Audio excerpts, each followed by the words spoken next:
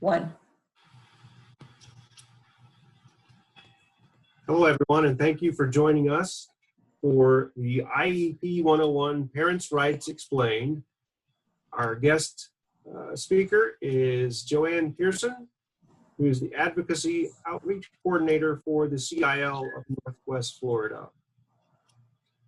As a reminder, if you have questions, please type those questions into the Q&A box, and we will answer those questions at the end of the webinar. Without further ado. Thank you, Danny, and welcome everyone. Today we're going to be talking about the ESE process in Florida, which is called the Exceptional Student Education Process. In case you don't know, the IEP is called the Individual Education Plan, and we're going to discuss what parents need to do and the process in general. Now, the Individual Education Plan is a requirement for all disabled students who are eligible for the Exceptional Student Education, which is ESE, and the IEP is a written plan and process that informs the students' parents, teachers, and all other educational staff which types of ESE assistances that they will provide. A child is not eligible to receive ESE until the IEP is in place. Again, that's the Individual Education Plan that will be created. Until the parents, it says it can't go into place until the parents have given permission for the services and placement to happen. The purpose of the IEP is to ensure the needs of each individual child are met. It will detail objectives, how best the students work, how their disability affects their learning process, and helps in choosing placement for the students in what we call the LRE, which is the least restrictive education environment. In other words, inclusion. We want to have the children in the regular classroom as much as possible to be included in regular education.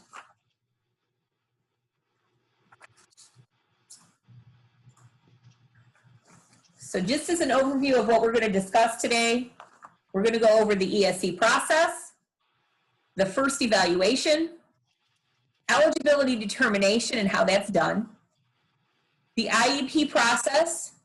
I'm going to talk briefly about the 504 plan, which is different from the IEP, and that will actually be gone over in depth in a future webinar that will be planned at a future date. So please watch for that information. We're going to talk about safeguarding the IEP and the 504 plan. If you have disputes, the state has a dispute resolution process, and we're going to talk briefly about that. Disciplinary action and behavioral plans. We're going to touch on transitional services, which will also be a separate webinar for a future date. Where to find resources and how the Center for Independent Living can help in all of these processes.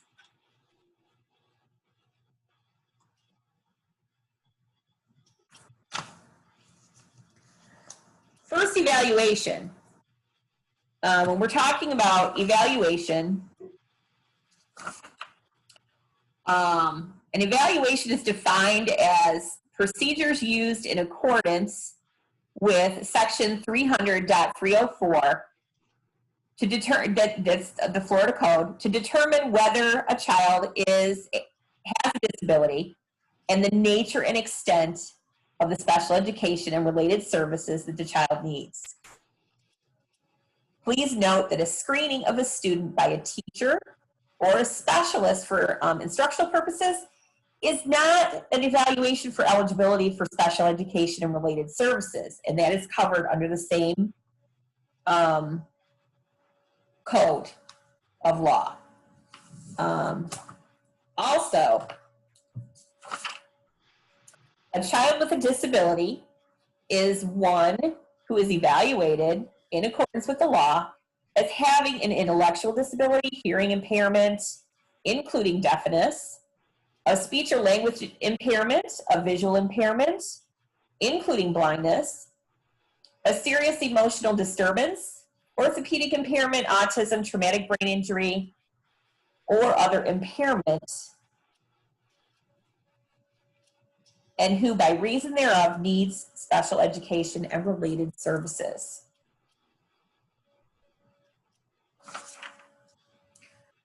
Now note, I have a 60-day time limit here on my slide. For K through 12 students, the school district must ensure that initial evaluations are completed within 60 school days that the student is in attendance after the school district's receipt of the parent's consent.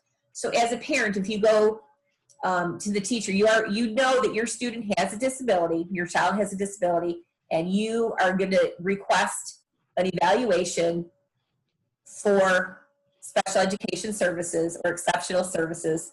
And once you make that request and you have given the school the request in writing, 60 days from the date of that request, they have to complete the initial evaluation. For pre-K students, the evaluations must be completed within 60 days after parental consent. Now, the differences here, they both require 60 days, but notice I said for K-12 students, the student has to be in attendance for those 60 days. So if a student is out, then that is extended. So, differences will have to be made. So you have to make sure that your student is in attendance those 60 days so that a proper evaluation can be given.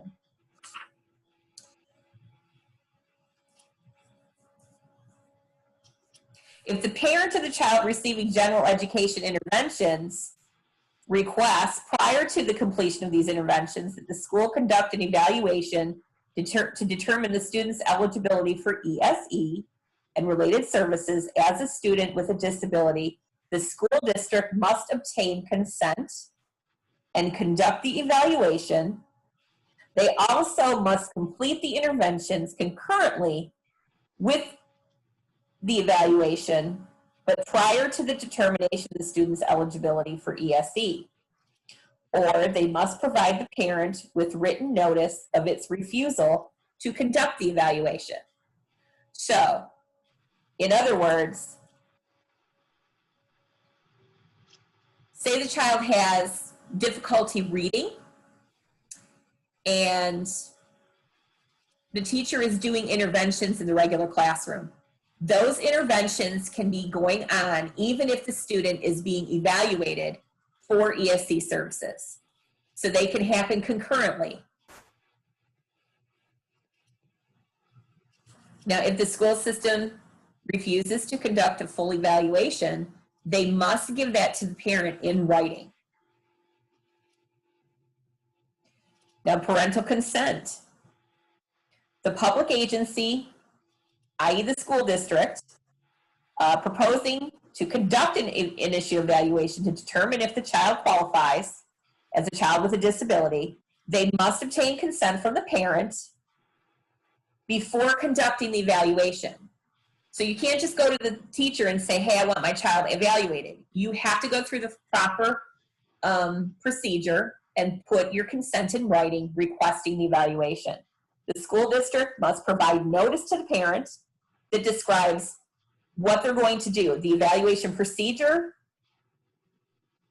the school district proposes to conduct. So all of that will be outlined.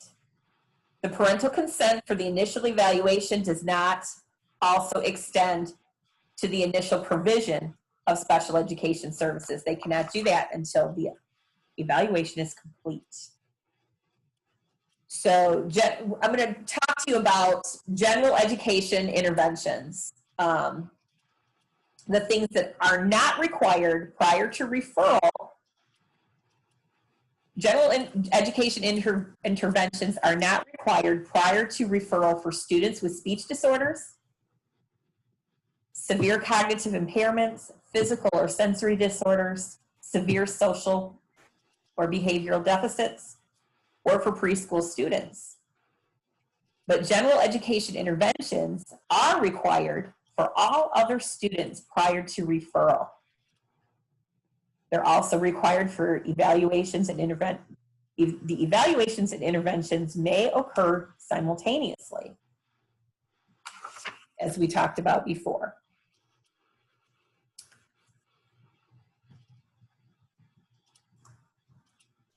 Now, once the student has been evaluated, then eligibility is determined. So in interpreting evaluation data, for the purposes of determining if a student is an exceptional student and the educational needs of the student, each school district, they must draw upon the data and information from various sources, such as aptitude tests, standardized testing, achievement tests, the student's response to interventions and instruction implemented in the classroom. Also from parent input, so a parent may be asked to take a survey inventory from the teacher. Student input, if it's appropriate. Teacher recommendations and information about the student's physical condition, social or cultural background, and adaptive behavior. Briefly about 504 eligibility, which is different from the IEP. There are two different types of education plans. 504 eligibility is any person who has a physical or mental impairment that substantially limits one or more major life activities and has a record of such impairment or is regarding to have such an impairment is eligible for a 504 plan. A major life function is defined under the Rehabilitation Act of 1973, and it includes caring for oneself, performing manual tasks, walking, seeing, hearing, speaking, breathing, learning, and working. So if they have difficulty doing any of those major life functions, they can be eligible under a 504 plan. Now, learning does not have to be a major life activity affected in order for an individual to be eligible for the protections and services under Section 504. Students with disabilities receiving ESE, which is, of course, the Exceptional Student Education Services, as defined by IDEA, which is the Individuals with Disabilities Education Act, they are protected under 504. But not all Section 504 students are eligible for ESE services. And that's where the evaluation is important. So what are the differences between IDEA and 504? Okay, under IDEA provides more specific categories of disabilities. Students' educational performance must be adversely affected by the disability. Specialized instruction is given under IDEA. Students who meet specific requirements under IDEA are also can also be protected under Section 504. So there's dual protection. And IDEA covers from birth to age 21. Now 504, it covers all ages. It's not limited to a specific disability category. It does not require evidence that the disability adversely affects the student's educational performance. 504 also says that disability substantially limits one or more life activities. So that is a requirement under 504.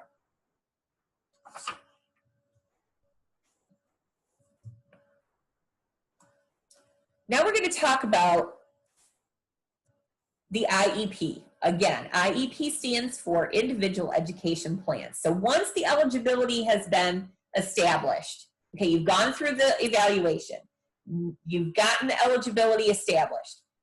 Now you're going to get together with a team of the teacher, the LEA, which is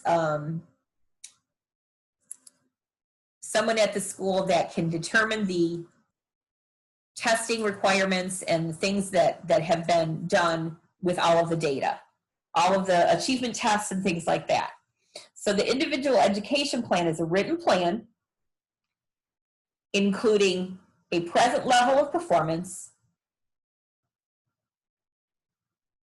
goals and objectives, accommodations and modifications if needed, and related services like assistive technology, things like that, equipment that the student might need, physical therapy, occupational therapy, all of those things need to be considered depending on what the student's disability is. IEPs must be updated at a minimum of once per year, and they can be updated more if deemed appropriate. So these are the steps that the IEP, these are the sections that are included in the IEP. So of course you have an introduction, procedural state safeguards, present levels of achievement like we talked about, functional performance, what evaluations have been conducted, the goals and short-term objectives that you want to complete for that IEP year, related services, which may be the occupational therapy, things like that, accommodations and modifications, do they need extra time on homework, tests, etc.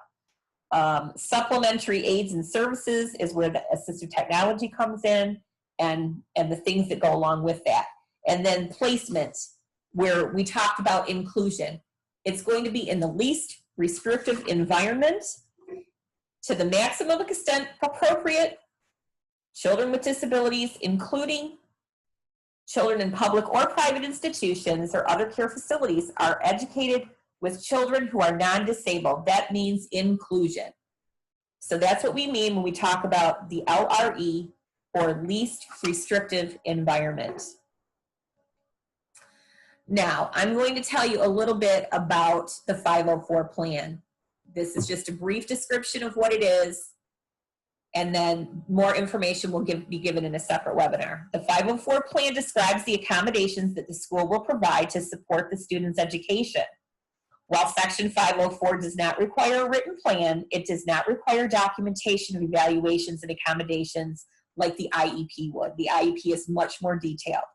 A written plan is useful and provides clarity and direction to the individuals delivering the services or making the accommodations. That way everybody's on the same page.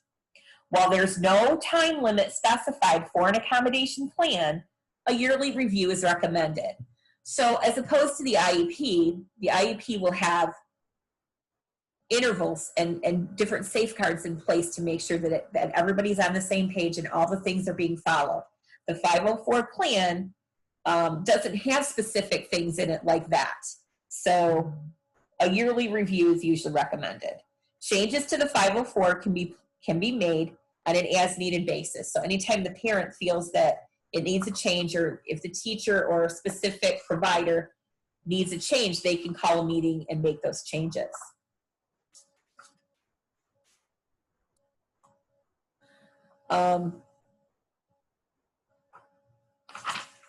Procedural safeguards under IDEA, which is, of course, what we talked about before. Procedural safeguards include the right to participate in all meetings, to examine all educational records, and to obtain an independent education evaluation of the child, which is another acronym that we call IEE. That's the Independent Educational Evaluation. Parents have the right to written notice when the school proposes to change or refuses to change the identification, evaluation, or placement of a child. So after the evaluation's been done, if the school, they have to put the results in writing. They have to let you know what all of that said. The law includes several ways to resolve disputes, including state complaints, mediation, a resolution session, and due process hearings. Procedural safeguards include legally binding written mediation agreements and confidentiality.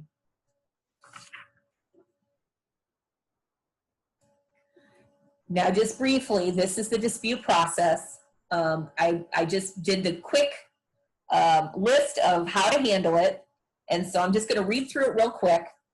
And the dispute resolution process is number one, try to resolve at the school level with the IEP team, the principal, and the ESE staffing specialist. Number two, if number one doesn't work, you're going to contact the district ESE director and or superintendent. Number three is contact the advocate, contact an advocate or an attorney. I am an advocate. I work with the Center for Independent Living, so I would be able to help you to do this on your own, directing you on how to handle things. There are different forms of advocates, of an advocate, so just be aware of what you're needing and contact one appropriately. So, or you can contact an attorney to assist you. Request a facilitated IEP meeting. Number five is request informal conflict resolution, request mediation, file a state complaint, then you file for due process, report staff conduct to professional practices, or you can file an OCR complaint. Contact your Florida representative or your senator if you need further resolution.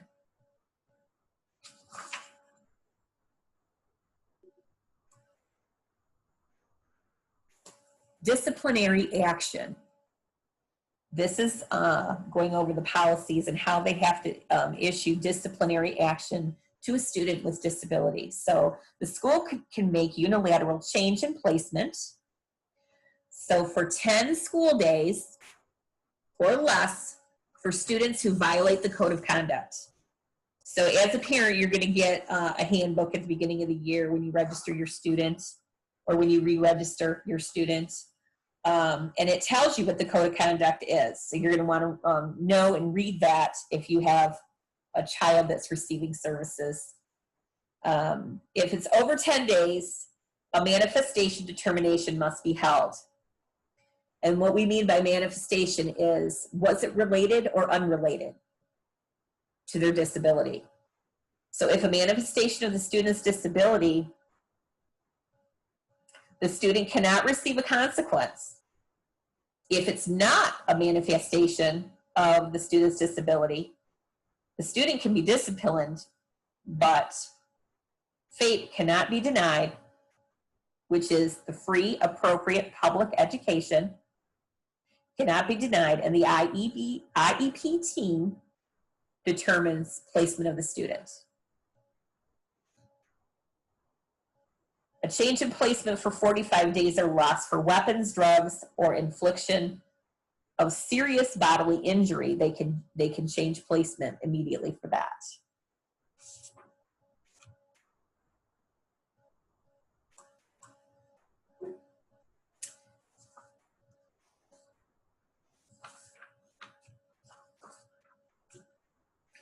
Okay, whoops, I went too far, I'm sorry. Behavioral plan. There's two types of behavioral plans that the school system recognizes. One is a functional behavior assessment and a positive behavioral intervention plan, which is a BIP. A functional behavior assessment is where they're identifying relationships between a person's behavior and the aspects of their environment.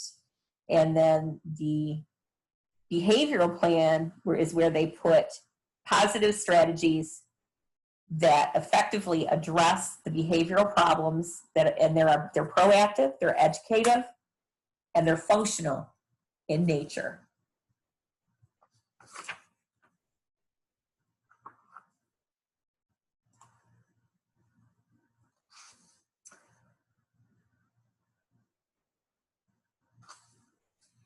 Okay, federal law under IDEA and 504 guarantees every student with a disability the right to have assistance in moving from the school to post-secondary activities. And this is where transition services comes into play. So when a student is getting close to graduation, it may be, it could take place their senior year, it could take place, they may begin transitional services in their junior year. But what are transition services? It's a coordinated set of activities for a child with a disability that is designed to be within a results-oriented process that is focused on improving the academic and functional achievement of the child with a disability to facilitate the child's movement from school to post-school activities, which may include post-secondary education. It could include vocational education, integrated employment, which may look like supported adult services, independent living services, and or community participation.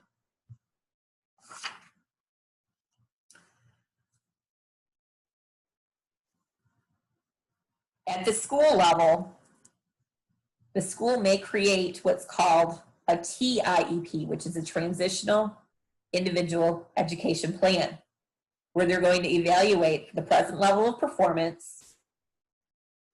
They're going to look at the student's unique educational and functional needs. They're going to talk about supports and related services again. They're going to get other agencies involved, and they're going to make a list and include it in the IEP of which agencies and or individuals will provide the services.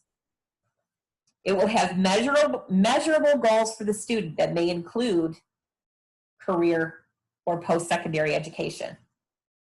It's going to go over the program accommodations, modifications, and support, and technology devices that may be needed for the success of the student. Now again, when does it start? Transition usually takes place between the ages of 14 and 22. It can be much more successful if a student has access to all the supports and services that permit them to live as fully and independently as possible. If a child decides they're going to go the post-secondary route, a post-secondary educational program will not usually conduct meetings or write plans. At the post-secondary level, they will support students with disabilities via arrangements such as reduced course load, recording devices, a note taker, maybe sign language interpreters, readers for possibly low vision or blind students, extended time for testing, adaptive software, and assistive technology, and computers. To receive accommodations at the post-secondary level, the student must notify the school that he or she has a disability and requires certain accommodations, services, or technology. The post-secondary school is not required to lower its academic standards for the person with a disability. To receive accommodations, the student will need to provide an updated psychological report and the TIEP, again, the Transitional Education Plan, Individual Education Plan, or if they're receiving 504 services, they'll need to provide that plan to the post-secondary educational entity. Contact the college, university, or the college, university, or vocational school of the choice, of the student's choice, well in advance so that you can learn what their requirements are.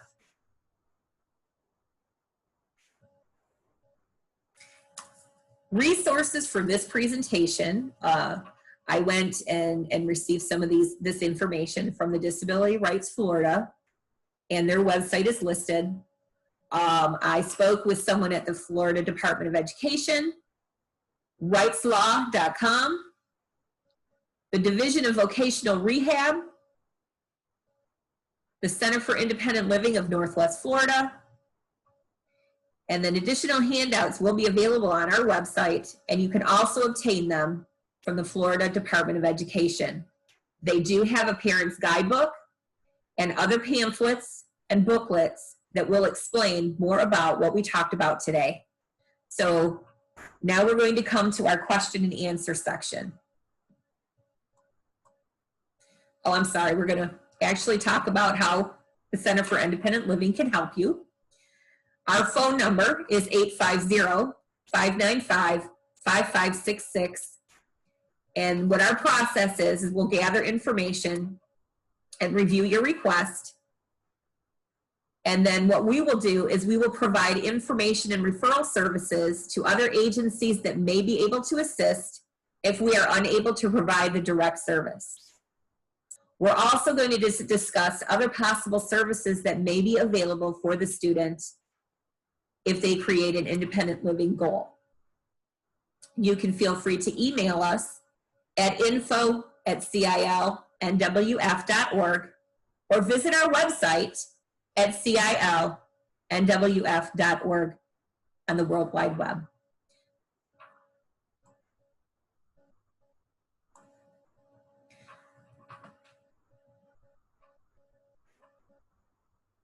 We're now at our Q&A, and if you would please type your questions. Actually, that should have said the Q&A box, and your questions will definitely be answered. If your question does not get answered on this webinar, feel free to email us at info@cilnwf.org, and a response will be provided promptly via email. Please join us for our IEP Roundtable. The information will be published on our website and other social media outlets such as Facebook and Twitter and Instagram. And refer to our website also for future webinars that we talked about on 504 and transitional services. And you can find that information again on our website at www.cilnwf.org. Thank you so much for attending today. Our handouts for this webinar will be available along with the recording on our website in about 2 to 3 days. Thank you so much and have a great day.